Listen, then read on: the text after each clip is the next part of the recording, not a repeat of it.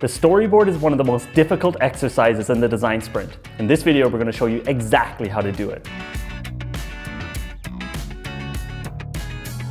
The storyboard video you're about to watch right now is from our Design Sprint online course. So we're just giving you a free preview of inside the Design Sprint online course, and we're going to show you exactly how to create the storyboard. If you're interested about this course, if you're interested in running your own design sprints, down below in the description, you'll see a link to a 1.5 hour web class on how to run and sell design sprints. You should definitely check that out afterwards if you're interested. While watching this video, if you have any other questions around storyboarding or around design sprints, make sure you let us know in the comments. Hope you like this video.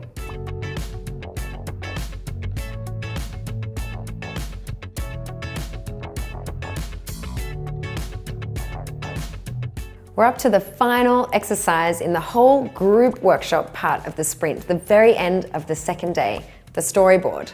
So this is going to look something like this with you as a facilitator, or we also suggest, and we do here at AJ and Smart, often have a second person actually doing the drawing while the facilitator is then free to kind of moderate the group, moderate the discussion, and really guide what's happening, and they don't have to have their back to everyone while they're drawing. So if you have someone in the group that enjoys drawing, likes drawing, can sometimes be tricky to actually get someone to volunteer, but try and get someone to just be the scribe or the artist, collecting what everyone's comments and making the actual storyboard. So the actual exercise, we break into two parts to make basically give a sense of achievement and help you feel like you're really getting through the whole storyboard by doing it in a few passes, a few phases.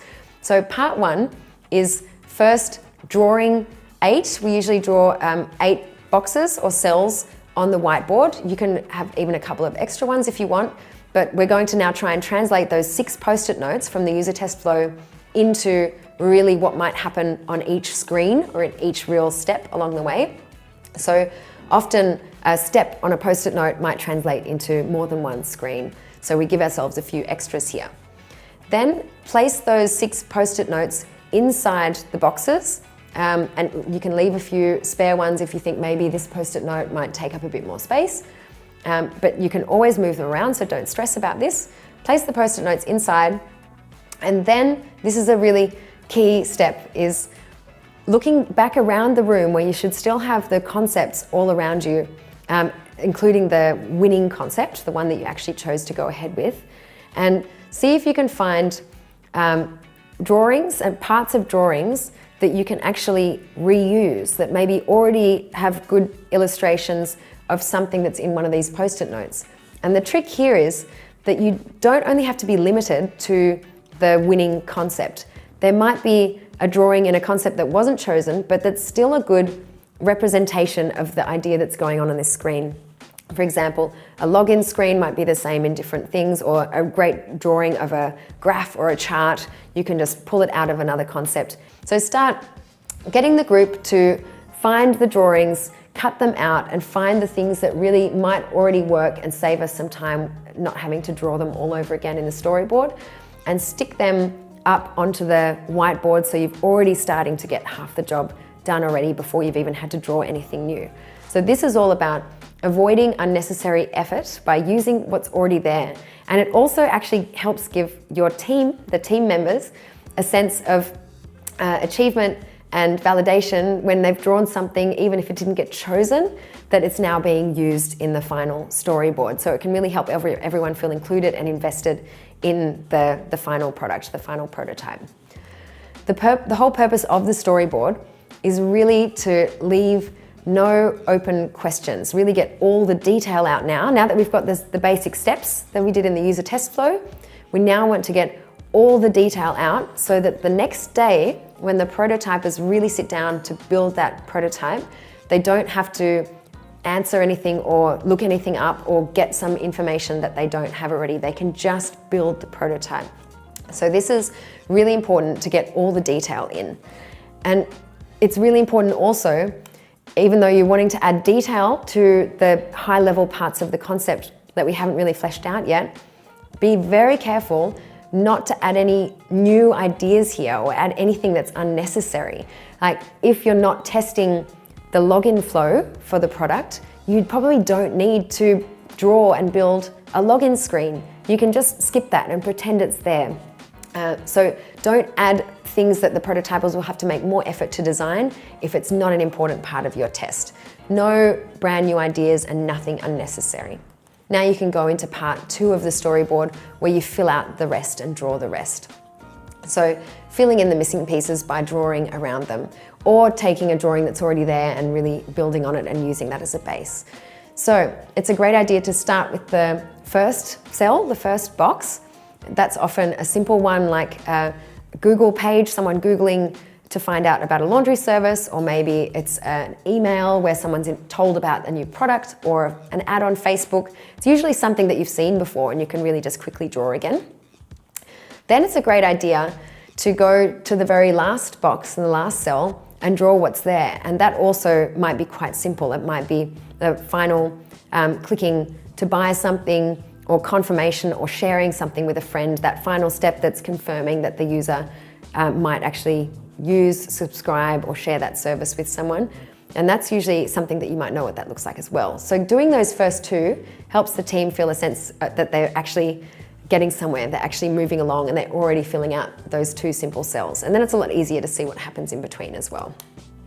Then finish drawing the rest. And there might be 1 or 2 screens in here that have most of the heavy stuff in them, the key screens we call them, the ones that are really showing what the product is. So in our example, it might be the marketing page and then the checkout page. So these ones might take a little bit more time. Try and keep your team time boxed using the suggested timings in your facilitators checklist that you got with this class, and really kind of keep them time boxed, and maybe use some time boxes that are a bit shorter than what you hope for, so that you can extend them a little bit and give your team a bit of extra time, but keep them time boxed so they really keep moving fast.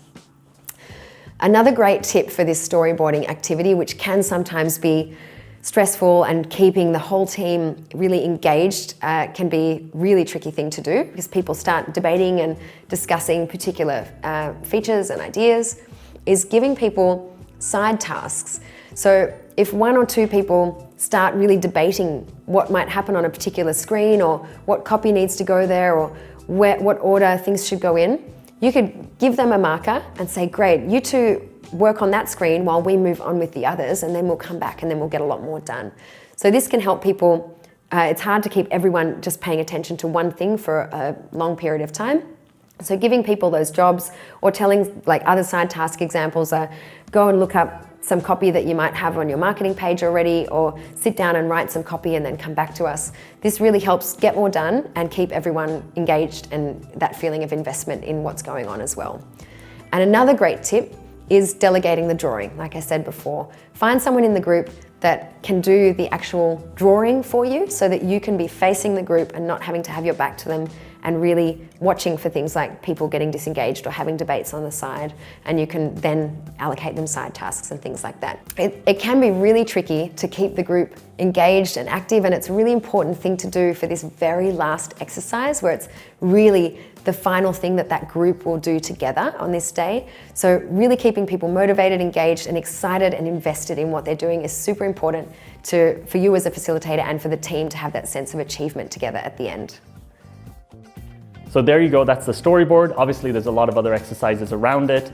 If you have any other questions, let us know in the comments. And like I said earlier, down below you can see a link in the description to a 1.5-hour web class on how to run and sell your own design sprints, if that's what you're interested in, running them yourself. Don't forget, we have a weekly podcast called the Product Breakfast Club podcast on all podcasting apps. We have daily vlogs on Instagram on our AJ and Smart channel. We also have a newsletter you can check out down below, which is a bi-weekly product innovation newsletter where you can get the most up-to-date product design news, all the kind of industry stuff that you might want to know that comes to your email every 2 weeks. No spam, no bullshit. Finally, we also have a super popular Facebook group called Innovation Hackers, where designers all around the world and innovation specialists all around the world come to share their links, come to ask questions, and come to share their stories about their work in product design. So definitely check that out. Have a great one. Bye-bye.